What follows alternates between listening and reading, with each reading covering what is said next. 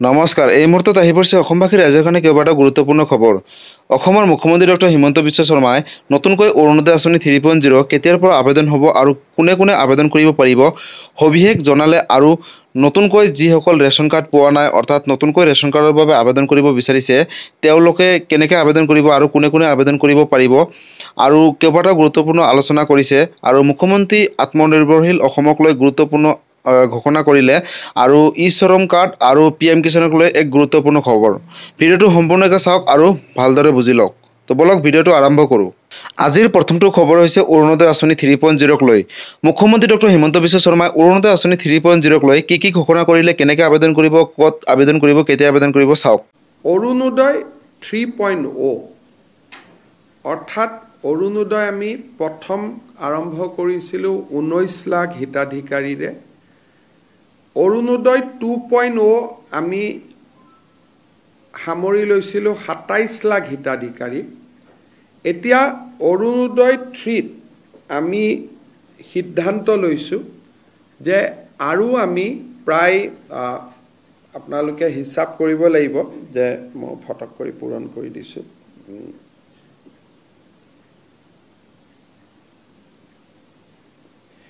আমি আৰু 20 লাখ হিতাধিকাৰী এই আঁচনিৰ আমি অধীনলৈ আনিব খুজিছোঁ।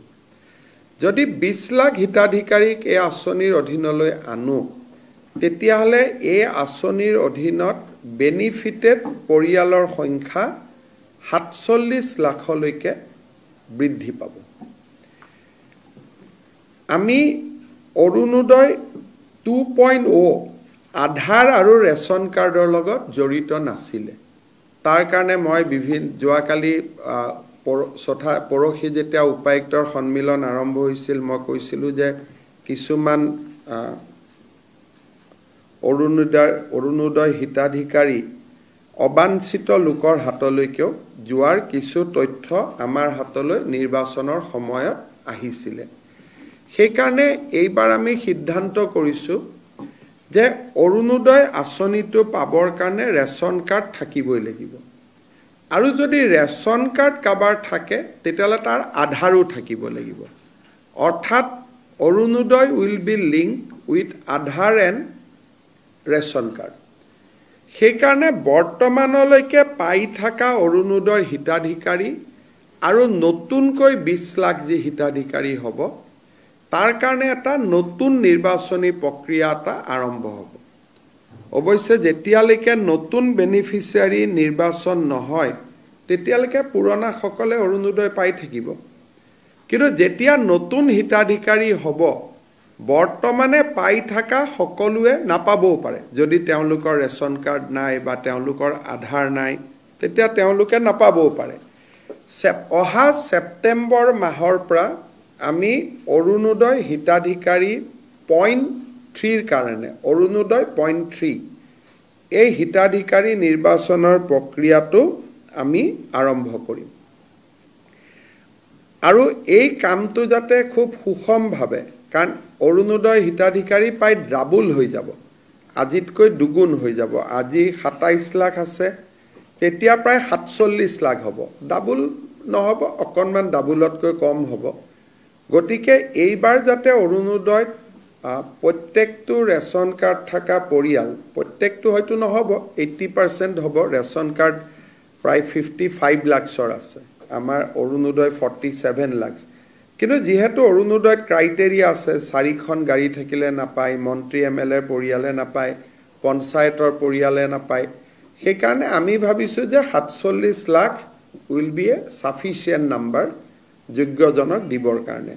আৰু তাৰ গোটেই নিৰ্বাচনৰ প্ৰক্ৰিয়াটো আমি ছেপ্টেম্বৰ মাহৰ পৰা আৰম্ভ কৰিম।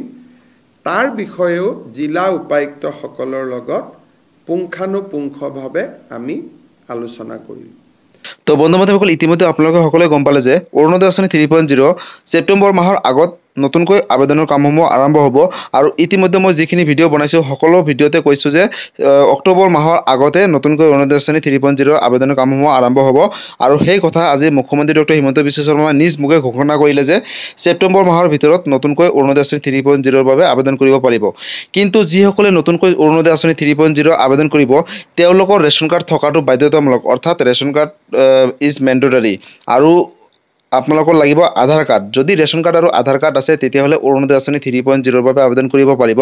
অন্যথা যদি আপোনালোকৰ ৰেচন কাৰ্ড আৰু আধাৰ কাৰ্ড নাথাকে তেতিয়াহ'লে কিন্তু আপোনালোকে অৰুণোদয় আঁচনি নাপাব বা যিসকলে পাই আহিছিল তেওঁলোকৰ নামো কৰ্তন হ'ব।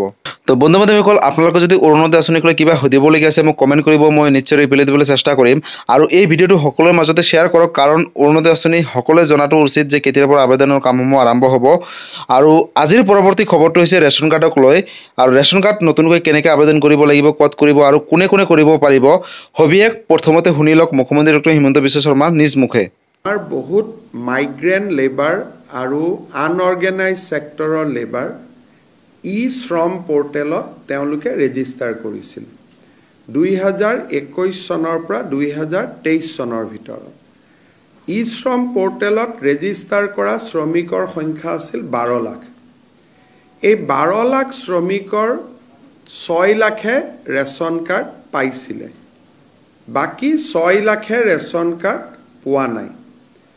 আজি আমি কেবিনেটত আলোচনা কৰি এই ব্যক্তিসকল যদি সঁচাকৈয়ে আনঅৰ্গেনাইজ লেবাৰ হয় আৰু সঁচাকৈয়ে যদি তেওঁলোকে 2023 চনৰ এপ্ৰিলৰ আগতে, বহুতে 2 এদিনত নতুনকৈ পঞ্জীয়ন কৰিছে, সেইটো নহয়, 2023 চনৰ এপ্ৰিলৰ আগত যদি পঞ্জীয়ন কৰিছিলে আৰু তেওঁলোক যদি ৰেচন কাৰ্ড পোৱাৰ যোগ্যতা আদাৰৱাইজ যোগ্যতা আছে, তেনেকুৱা 6 লাখ পৰিয়ালক আমি নতুনকৈ ৰেচন কাৰ্ড দিবৰ বাবে আজি কেবিনেটে এটা সিদ্ধান্ত গ্ৰহণ কৰিছে। আৰু মই ভাবোঁ যে যিসকলে 23 চনৰ এপ্ৰিলৰ আগতে শ্ৰম পৰ্টেলত নিজক পঞ্জীয়ন কৰিছিলে তেওঁলোকে ৰেচন কাৰ্ডৰ বাবে আবেদন কৰিব পাৰে, কিন্তু নতুনকৈ শ্ৰম পৰ্টেলত পঞ্জীয়ন কৰি ৰেচন কাৰ্ডৰ বাবে আবেদন কৰিব নোৱাৰিব। এইখিনি আমাৰ কেবিনেটত লোৱা সিদ্ধান্ত।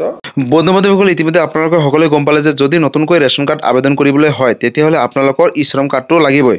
আৰু শ্ৰম কাৰ্ড যদি 2023 চনৰ আগত এপ্লাই কৰিছিলে বা বনোৱাইছিলে তেতিয়াহ'লে আপোনালোকে নতুনকৈ ৰেচন কাৰ্ডৰ বাবে আবেদন কৰিব পাৰিব। কিন্তু যদি আপোনালোকে 2023 চনৰ পিছত, অৰ্থাৎ নতুনকৈ যদি আপোনালোকে শ্ৰম কাৰ্ড বনাইছিলে আকৌ সেই শ্ৰম কাৰ্ডেৰে ৰেচন কাৰ্ড যদি আবেদন কৰিব বিচাৰে তেতিয়াহ'লে কিন্তু নতুনকৈ ৰেচন কাৰ্ড আবেদন কৰিব নোৱাৰিব। ইতিমধ্যে আপোনালোকে গম পালে আৰু মুখ্যমন্ত্ৰী ডক্টৰ হিমন্ত বিশ্ব শৰ্মাই নিজ মুখে ঘোষণা কৰিলে। তো বন্ধু বান্ধৱীসকল, আপোনালোকে যদি ৰেচন কাৰ্ডক লৈ কিবা সুধিবলগীয়া আছে মোক কমেণ্ট কৰিব, মই নিশ্চয় ৰিপ্লাই দিবলৈ চেষ্টা কৰিম। আৰু আজিৰ পৰৱৰ্তী খবৰটো হৈছে মুখ্যমন্ত্ৰী আত্মনিৰ্ভৰশীল অসমক লৈ।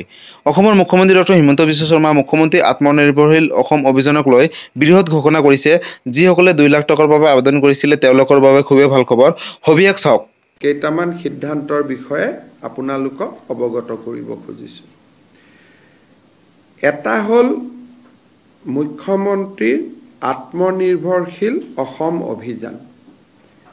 এই স্কিমটোত আমি 2 লাখ টকা কৰি এজন নিবনুৱা যুৱক যুৱতীক নিজৰ উদ্যোগ স্থাপন কৰাৰ বাবে আমি সহায় কৰিম। এনেকুৱা এটা আঁচনি আছিল, 1 লাখ ঘূৰাই দিব, 1 লাখ ঘূৰাই দিব নালাগে। তাৰে যিটো প্ৰথম পৰ্যায়ৰ ইণ্টাৰভিউ আছিলে সেই ইণ্টাৰভিউটো সমাপ্তি হ'ল। এতিয়া 1:2, অৰ্থাৎ প্ৰথম বছৰ আমি 30,000 লোকক যুৱক যুৱতীক এই সহায়টো কৰিম আৰু তাৰ পিছত আমি আৰু 70,000 ল'ৰা ছোৱালীক কৰিম দ্বিতীয় পৰ্যায়ত। প্ৰথম পৰ্যায়ৰ যিটো 30,000 ল'ৰা ছোৱালীক আমি সহায় কৰিম তেওঁলোকৰ জিলা পৰ্যায়ৰ ইণ্টাৰভিউ 16 আগষ্টৰ পৰা আমি আৰম্ভ কৰিম আৰু 5 ছেপ্টেম্বৰত আমি এই ইণ্টাৰভিউটো সমাপন কৰিম। আৰু 30 ছেপ্টেম্বৰত আমি 30,000 যুৱকক 2 লাখ টকাৰ যিটো আঁচনি সেই আঁচনিৰ অংশসমূহ আমি বিতৰণ কৰিম। আৰু জিলা উপায়ুক্তসকলৰ লগত এই বিষয়ে আমি ডিটেইল আলোচনা কৰিলোঁ যাতে কোনো ক্ষেত্ৰতে ক'তো খেলি মেলি নহয়। বন্ধু বান্ধৱীসকল, ইতিমধ্যে আপোনালোকে সকলোৱে শুনিলে যে অসমৰ মুখ্যমন্ত্ৰী ডক্টৰ হিমন্ত বিশ্ব শৰ্মাই মুখ্যমন্ত্ৰী আত্মনিৰ্ভৰশীল অসমক লৈ কি মন্তব্য কৰিলে আৰু 15 আগষ্টৰ পৰা 5 ছেপ্টেম্বৰৰ ভিতৰত জিলা উপায়ুক্তৰ তাতে গৈ আপোনালোকে ইণ্টাৰভিউ দিব লাগিব আৰু এই ইণ্টাৰভিউৰ পিছত আপোনালোকে 2 লাখ টকাৰ যোনটো প্ৰথম পৰ্যায়ৰ ধন সেইটো আপোনালোকে পোনপটীয়াকৈ বেংকত লাভ কৰিব আৰু এই কথা অসমৰ মুখ্যমন্ত্ৰী ডক্টৰ হিমন্ত বিশ্ব শৰ্মাই নিজ মুখে ঘোষণা কৰিলে আৰু পৰৱৰ্তী সময়ত 70,000 লোকে নতুনকৈ আত্মনিৰ্ভৰশীল অসমৰ বাবে আবেদন কৰিব পাৰিব, অৰ্থাৎ আৰু 70,000 লোকে নতুনকৈ আবেদনৰ কামসমূহ কৰিব পাৰিব। বন্ধু বান্ধৱীসকল, মুখ্যমন্ত্ৰী আত্মনিৰ্ভৰশীল অসমক লৈ যদি কিবা সুধিবলগীয়া আছে মোক কমেণ্ট কৰিব আৰু মই নিশ্চয় ৰিপ্লাই দিবলৈ চেষ্টা কৰিম আৰু ভিডিঅ'টো বেছি দীঘলীয়াকৈ নকৰোঁ। আৰু আজিৰ পৰৱৰ্তী খবৰটো হৈছে PM কিষাণক লৈ। বন্ধু বান্ধৱীসকল, যিসকল PM কিষাণৰ হিতাধিকাৰী হয় তেওঁলোকৰ বাবে খুবেই ভাল খবৰ।